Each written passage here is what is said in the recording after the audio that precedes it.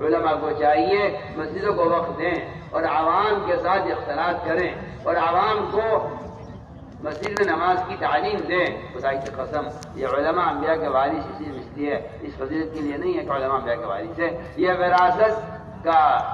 وراثت کا جو اعزاز ملا ہے اور وراثت کا کی آپ کو سعادت ملی ہے وہ اس شرط پر ملی ہے کہ آپ محمد صلی اللہ علیہ وسلم کی طرح مسجدوں میں آنے والوں کی نماز کی نبی کی طرح نگرانی کریں۔ علماء کی ذمہ داری ہے۔ لم تصلی، آپ صلی اللہ علیہ وسلم بار بار ایک آدمی کی نماز کو دیکھ رہے، بار بار اسے نماز لوٹوا رہے ہیں۔ یہ علماء کی ذمہ داری ہے کہ علماء مساجد کو وقت دیں اور یہاں عوام کی نماز کو درست کرائیں اور عوام کی نماز کی نگرانی کریں اور انہیں عملی طور پر اپنے عمل سے ان کو دین سکھلائیں، اپنے عمل سے دین سکھلائیں۔ اس طرح ہمیں مسجدوں کو مسائل کے حلقوں سے بھی آباد کرنا ہے،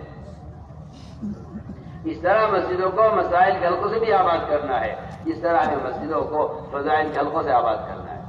علماء کو چاہیے مسجد کو وقت دیں، اس لیے کہ حضرت علی فرماتے ہیں رضی اللہ تعالیٰ عنہ کہ شراوت انسانیت سے کام سے کام یہ بھی ہے کہ ہر مسجد میں علماء کی ایک جماعت ہو جو مسجد کے اندر مسائل کا حلقہ قائم کرے اور آنے والے عوام کی ضرورت کے اعتبار سے، اس طرح ایک آدمی کلینک میں رہ کر اور جو ہے ڈاکٹر کی دکان پر آنے والے مریضوں کا حال کو دیکھ کر ان کے لیے دوا تجویز کرتا ہے، اس طرح علماء مسجدوں کو وقت دیں اور عوام سے اختلاط کر کے عوام کی دینی ضرورت کو خود پورا کریں۔ یہ ہے اصل تربیت کا اور تعلیم کا اصل طریقہ، مصنوع طریقہ یہی ہے۔ کوئی آپ رواجی طریقہ لے آئیں اور کہیں کہ اس طرح بھی ہو سکتا ہے، تو یہ آپ کا اپنا خام خیال ہے۔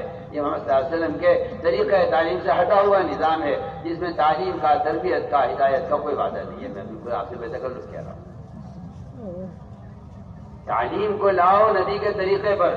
اس کے طریقے کی شرط یہ ہے کہ عوام اور علماء جمع ہوں، عوام علماء کی صحبت میں رہیں اور مسجد کے ماحول میں رہ کر علماء کے عمل سے علم حاصل کریں۔ اس طرح ہمیں مسائل کا علم حاصل کرنا ہے علماء سے۔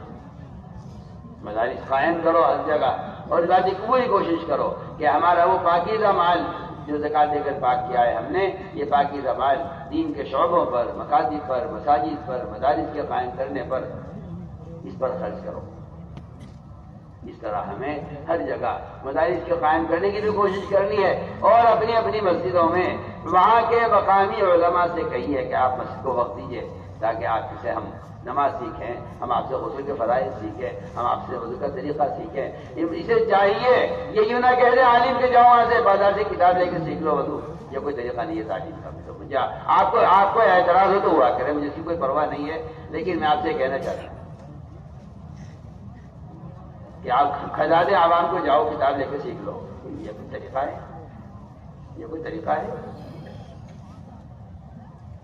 آپ صلی اللہ علیہ وسلم فرما رہے صلو کما رأیتمونی اصلی، وہی نماز دیکھ کر نماز پڑھو۔ علماء کی ذمہ داری ہے تو علماء رکوع کر کے دکھلائیں، سجدہ کر کے دکھلائیں، قیام کر کے دکھلائیں، علماء عوام کے ساتھ وضو خانے میں وضو کر کے دکھلائیں۔ یہ طریقہ تعلیم کا ہے، یہی طریقہ سنت ہے۔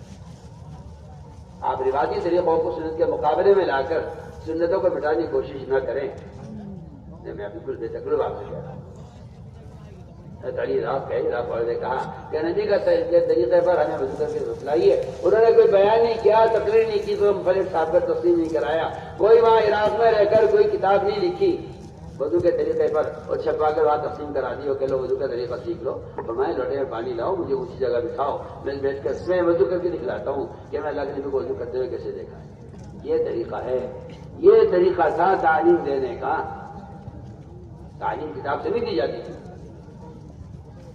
عوام کو تعلیم کتاب سے نہیں دی جاتی تھی، کتاب تو علماء کے لیے ہوتی تھی اور وہ کتاب سے عمل کو سمجھ کر خود عمل کر کے دکھلاتے تھے۔ یہ طریقہ تعلیم کا مسنون ہے، یہی طریقہ مؤثر ہے، یہی طریقہ قابل اعتبار و اعتماد کہا جا سکتا ہے۔ میں بالکل آپ سے بے تکلف اس طرح ہمیں مسائل کا علم